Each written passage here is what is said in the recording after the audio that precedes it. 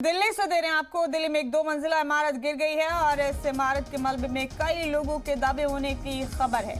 गोकुलपुरी इलाके में मकान गिर गया है। रेस्क्यू टीमें राहत और बचाव के काम में जुटी हुई। दिल्ली से बड़ा अपडेट आप अपनी टीवी स्क्रीन पर देख रहे हैं कि इमारत गिरने की खबर है गोकुलपुरी इलाके में। बता दें आपको कि इमारत के मलबे में कई लोगों के दबे होने का अंदेशा है।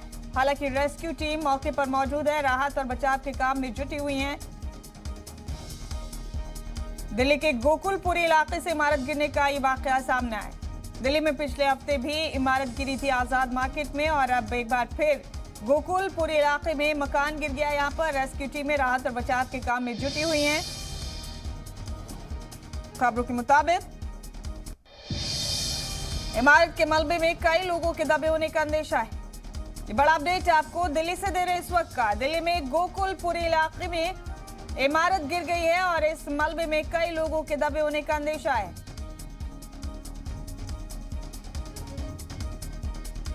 बड़ा अपडेट है इस वक्त का। दिल्ली से आप देख रहे हैं अपने टीवी स्क्रीन पर।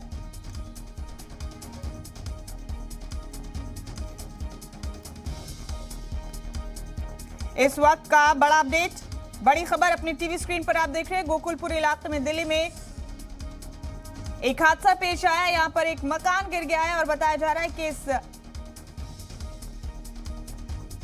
हादसे में कई लोगों के मलबे में दबे होने का अंदेशा है।